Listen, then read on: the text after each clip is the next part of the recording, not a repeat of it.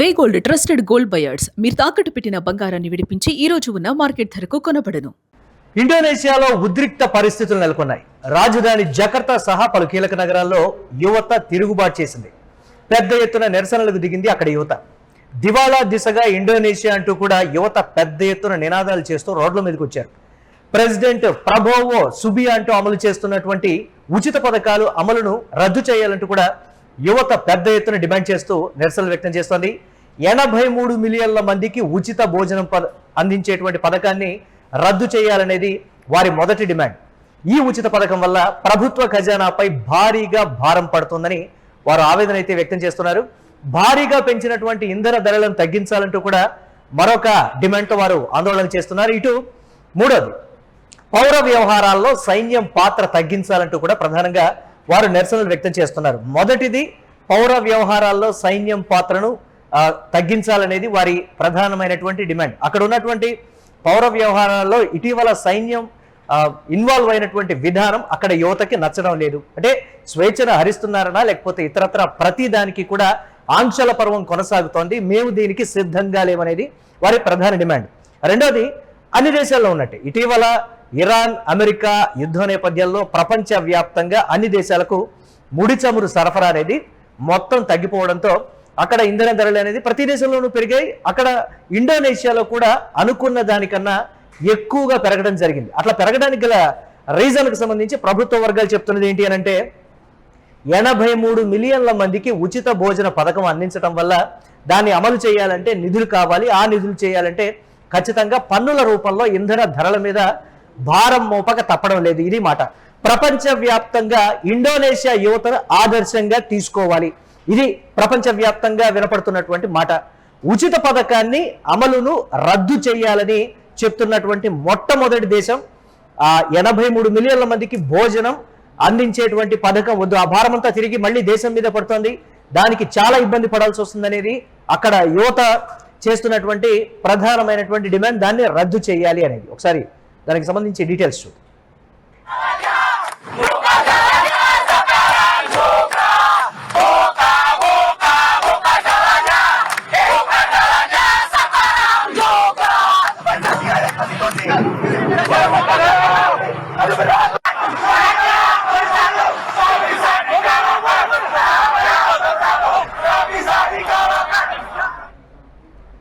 ఇండోనేషియాలో చోటు చేసుకున్న ఆందోళనలకు సంబంధించి మరిన్ని అప్డేట్స్ మా కరెస్పాండెంట్ సిరాజ్ అందిస్తారు. సిరాజ్, అక్కడి యువత బయటికి వచ్చి రోడ్డు మీద ఆందోళనలు నిరసనలు వ్యక్తం చేయడం, వారు చేస్తున్నటువంటి 3 ప్రధానమైనటువంటి డిమాండ్లు కూడా ఆమోదయోగ్యమే. దీనికి సంబంధించి ఆ దేశం భవిష్యత్తు కోసమే ఆ యువత చేస్తున్నటువంటి ఆందోళన కిందే ప్రపంచం మొత్తం కూడా చెప్తున్నటువంటి పరిస్థితి ఏంటి, వారి ప్రధాన డిమాండ్లకు సంబంధించి ఆ సారాంశం ఏంటి? ఆ 3 అంటే పౌర వ్యవహారాలు ఒకటి, ఇంధన ధరలు, అలాగే 83 మిలియన్ల మందికి ఉచిత ఆహార పథకాన్ని అంటే ఉచితంగా భోజనం పెట్టేటువంటి ఆ పథకాన్ని రద్దు చేయాలి. ఇది వారి 3 ప్రధాన డిమాండ్లు. ఏం చెప్తున్నారు ఈ 3టికి సంబంధించి? ఖచ్చితంగా మురళి మీరన్నట్లుగా ప్రపంచంలో ఏదైనా దేశం ప్రభుత్వం అధికంగా ఖర్చు చేయవచ్చు, ప్రభుత్వం ఇస్తున్నప్పటికీ ఈ పథకాలను ఆపేసేయండి. దీనివల్ల ప్రభుత్వం పైన అనవసరమైనటువంటి బర్డెన్ పడుతుంది. ఆ బర్డెన్ మళ్ళీ ప్రభుత్వం ప్రజల దగ్గర నుంచి వసూలు చేస్తుంది. ఇలాంటి ఆర్థిక పరమైనటువంటి నియంత్రణ లేకుండా అవలంబిస్తే ప్రజా ఉద్యమం తప్పదు. ఇది ఇండోనేషియాలో తాజాగా మనకు వినిపిస్తున్నటువంటి మాట. ఆ దేశాన్ని దివాలా తీయించేటువంటి దిశగా సాగుతున్నటువంటి ప్రభుత్వ విధానాలు మాకొద్దు అని ప్రజలు నిరసన వ్యక్తం చేస్తున్నారు. ఇండోనేషియా రాజధాని వీధుల్లో వందలాది మంది వేలాది మంది నిరసన వ్యక్తం చేయడం మాత్రమే కాదు, దేశం మొత్తం మీద కీలకమైనటువంటి డిమాండ్లతో యువత ముందుకు వెళ్తుంది. మురళి, ప్రధానంగా వారు చేస్తున్నటువంటి డిమాండ్ ఒకసారి మనం పరిశీలించినప్పుడు ఉచిత పథకాన్ని ప్రధానంగా రద్దు చేయాలి అనేది మాత్రం ఇది ప్రధానంగా చేస్తున్న మొట్టమొదటి డిమాండ్. ఎందుకంటే ప్రెసిడెంట్ ప్రభోవో సుబియాంటో ఇది తీసుకుంటున్నటువంటి నిర్ణయాలన్నీ కూడా ఉచిత పథకాల దిశగా అడుగులు చేస్తున్నాయి. ఉచిత పథకాలు ఎక్కువగా అమలు చేస్తే మళ్ళీ దేశ ఆర్థిక వ్యవస్థ మీద ప్రభావం పడుతున్నాయి. ప్రజల దగ్గర నుంచే మళ్ళీ ప్రత్యక్షంగా పరోక్షంగా పన్నుల రూపంలో వసూలు చేస్తున్నారు. ప్రజలు కోరినటువంటి ఉచితాలను ఎవరు ఇవ్వమన్నారు, ప్రజలు కోరితే కదా మీరు ఉచితాలు ఇవ్వాల్సింది అనేటువంటి రీతిలో అక్కడ యువత డిమాండ్ మాత్రం ప్రపంచ వ్యాప్తంగా కొత్త విధానానికి నాంది పలికేలా కనబడుతుంది మురళి. ఎందుకంటే ఇప్పటివరకు ఇచ్చినటువంటి హామీని మీరు ఇవ్వలేదు, ప్రపంచంలో ఏదైనా ఉంటే ప్రభుత్వాలు ఉచితంగా కల్పించాలి అనేటువంటి విధానాలకు ఇలాంటి ఉద్యమాలు ఇలాంటి నిరసనలు తెప్పెడతానికి అనడంలో అతిశయోక్తి తెలియదు. దీంతో పాటుగా అక్కడ 83 మిలియన్లకు సంబంధించి అంటే 8.3 కోట్ల మందికి ఉచితంగా భోజనాన్ని అందించేటువంటి ఒక పథకాన్ని కూడా ఇంప్లిమెంట్ చేస్తున్నారు. ప్రధానంగా గర్భిణీలకు సంబంధించి లేదా పిల్లలకి సంబంధించి లోపంతో ప్రధానంగా బాధపడుతున్నటువంటి వారికి సంబంధించి ఈ మొత్తాన్ని అంశాన్ని కూడా అధికంగా ప్రభుత్వం మీద బడ్డెన్ పడుతుంది, ప్రభుత్వ ఖజానా మీద మోయలేనటువంటి భారం పడుతుంది. కాబట్టి దీన్ని కూడా క్యాన్సిల్ చేయాలి అనేటువంటి ఆందోళన వ్యక్తం చేస్తున్నారు. దీంతో ప్రభుత్వం భారీగా పెట్రోల్ రేట్లను కూడా అక్కడ పెంచినటువంటి వైనం కనబడుతుంది. తక్షణమే వెంటనే పెట్రోల్ రేట్లు ఈ మొదటి రెండు అంటే ఓకే, పౌర వ్యవహారాల్లో సైన్యం పాత్ర, ప్రపంచవ్యాప్తంగా ఎలాగో ఇంధన ధరలు పెరిగాయి కాబట్టి అది ఇండోనేషియాలో కూడా ఇంధన ధరలు పెరిగాయి అనేటువంటి ఒక మాట. ఈ రెండింటి విషయంలో ప్రభుత్వం ఆలోచిస్తుంది, ఎవరి నుంచి అలాంటి వ్యతిరేకత ఉండదు. ఈ రెండింటి నిర్ణయాల్లో 83 మిలియన్ల మందికి అందించేటువంటి భోజన పథకాన్ని రద్దు అనంటే యువత సంగతి పక్కన పెడితే ఇతరత్ర సామాన్య ప్రజానికం నుంచి వ్యతిరేకత వస్తుంది కదా. అంటే దీన్ని ప్రభుత్వం మరి ఆలోచిస్తుందా? మొదటి రెండింటి విషయాల్లో తగ్గుతుంది, మరి ఈ విషయంలో ప్రభుత్వం దిగి వస్తుందా, లేకపోతే దాన్ని కుదించేటువంటి పరిస్థితి కానీ, లేకపోతే మీరు అన్నట్టుగా గర్భిణీలకు చిన్నపిల్లలకు మాత్రమే ఆ భోజన పథకాన్ని పరిమితం చేసేటువంటి ఛాన్సెస్ ఉంటాయి? ఏంటి దీనికి సంబంధించి అలా చూడొచ్చు? ఖచ్చితంగా మురళి, ఎందుకంటే ప్రజల యొక్క నాడి, ప్రజల యొక్క నిరసన, ప్రజా ఉద్యమాలు భారీగా సాగుతుంటే ప్రభుత్వాలు ప్రజల ఆలోచనల మీదే అడుగులు వేయాల్సినటువంటి పరిస్థితులు కూడా మనం చూస్తున్నాం. భారతదేశంలో లోకాయుక్తకి సంబంధించినటువంటి ఉద్యమాలు జరిగినప్పుడు, అవినీతి అనేటువంటి ఆరోపణలు వచ్చినప్పుడు ప్రభుత్వాలు పడిపోయినటువంటి సందర్భాలు మనం గమనించాం. దేశవ్యాప్తంగా కీలకమైనటువంటి చట్టాలు ఇచ్చినటువంటి సందర్భాలు మనం చూసాం. శ్రీలంక, నేపాల్, భారతదేశంలో నిర్భయ చట్టం కూడా, నిర్భయ కేసుకు సంబంధించినటువంటి రచ్చ సాగినప్పుడు నిర్భయ చట్టాన్ని యూపీఏ ప్రభుత్వం తీసుకొచ్చినటువంటి సందర్భం, ఢిల్లీలో భారీ స్థాయి ఆందోళన జరిగినటువంటి సిచ్యువేషన్. ఇప్పుడు ఈ అంశాలను పక్కన పెట్టేస్తే ఇండోనేషియా విషయానికి వచ్చినప్పుడు మీరన్నట్లుగా ప్రభుత్వం తలొగ్గినటువంటి అవకాశాలు చాలా స్పష్టంగానే కనబడుతున్నాయి. ఎందుకంటే ప్రభావం చూపియాంతో ఈయన నేపథ్యం మొత్తం కూడా వివాదాస్పదమైనటువంటి నిర్ణయాలపైతే అడుగు వేస్తున్నారు.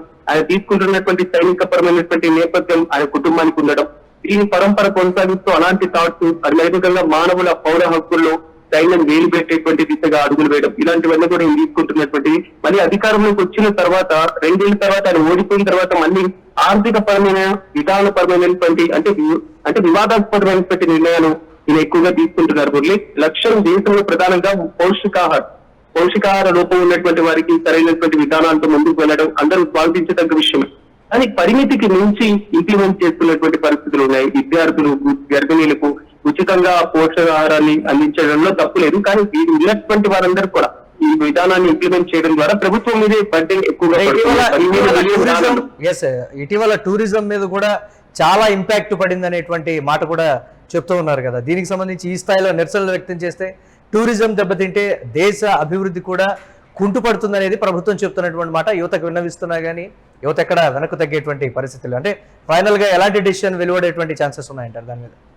ఖచ్చితంగా గవర్నమెంట్ దిగొచ్చేటువంటి అవకాశాలు కనబడుతున్నాయి. ఇప్పటికే పెప్పర్ స్ప్రేలు, అదేవిధంగా వాటర్ ట్యాంకులు, ఎక్కడికక్కడ సైన్యంతో ఆ ఉద్యమాలన్నింటినీ కూడా అణిచివేసేటువంటి ధోరణిలో ప్రభుత్వం ఇప్పటి వరకు అయితే ఇలాంటి కఠిన నిర్ణయాలతో ముందుకు వెళ్తుంది. కానీ ఉద్యమం రోజు రోజుకు పెరుగుతున్నటువంటి పరిస్థితులు, మరి ముఖ్యంగా జెన్జెట్ నినాదంతో ముందుకు సాగుతున్నటువంటి నేపథ్యంలో సోషల్ మీడియానే ఒక ప్రధానమైనటువంటి ఆయుధంగా మలుచుకొని రోడ్లపైకి భారీగా యువత కూడా తరలి వస్తున్నారు, భారీ స్థాయిలో ఉద్యమాలు చేపడుతున్నారు. కాబట్టి ఖచ్చితంగా ప్రభుత్వం దిగొచ్చేటువంటి అవకాశాలు కనబడుతున్నాయి. దీనికి సంబంధించి నిరసన వ్యక్తం చేస్తున్నటువంటి నేపథ్యంలో కొంతవరకు ప్రభుత్వానికి ఉందన్నటువంటి ప్రధానమైనటువంటి డిమాండ్లని పరిష్కరించేటువంటి దిశగా ఉంది. 2 పౌర హక్కుల్లో సైన్యం జోక్యాన్ని తగ్గించడం, పెట్రోల్ ధరలను సాధ్యమైనంత ఎక్కువగా తగ్గించడం, ఉచిత పథకాలు రద్దు చేసేటువంటి అంశాలు.